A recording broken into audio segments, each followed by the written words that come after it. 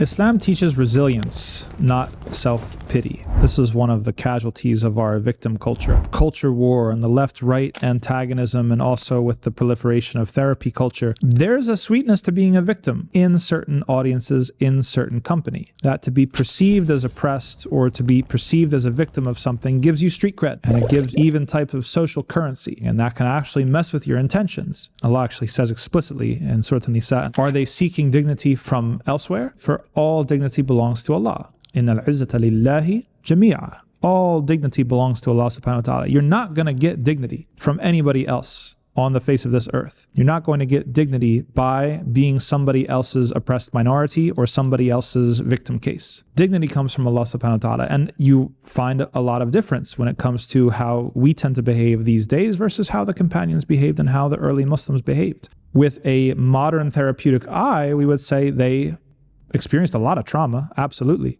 Both psychological, physical, tons of hardships. Even the Prophet Muhammad sallallahu alaihi wasallam, you look at being raised as an orphan and having his caregivers pass away one at a time, being ostracized from his clan and tribe and his homeland. Things that we would call today traumatic. And yet we don't see the same leaning into that as we do today. We see a different type of resilience and response. One that's not suppression, by the way. We don't want to run to the other extreme or the other caricature of just boomer generation robots that just don't talk about their feelings. That's not what we're saying. But certainly the way that the early Muslims responded was through dignity and strength and redemption. Redemption of themselves, but also redemption of those around them. That it wasn't falling prey to a grievance culture where we're constantly just indirectly benefiting from being a victim. One of the Hanbali scholars, he talked about how people can show off in anything. And certainly if you've ever heard of like the oppression Olympics, like people can show off in anything, or how oppressed you are or how messed up your life is or whatever.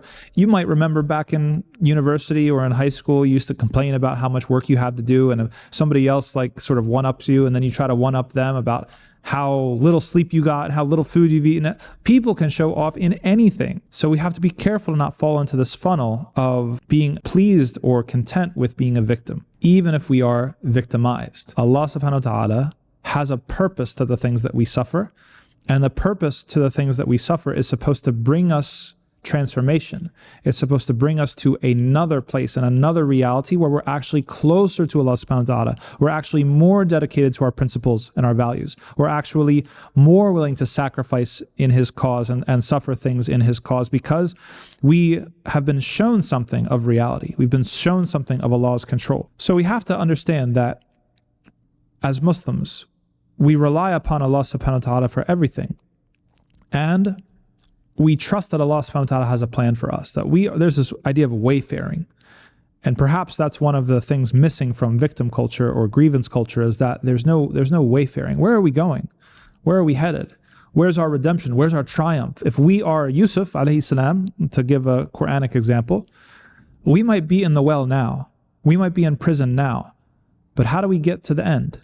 How do we make Allah's hope for us, which is better than our hope for ourselves, to be honest? How do we make that happen? And what do we have to do to get there?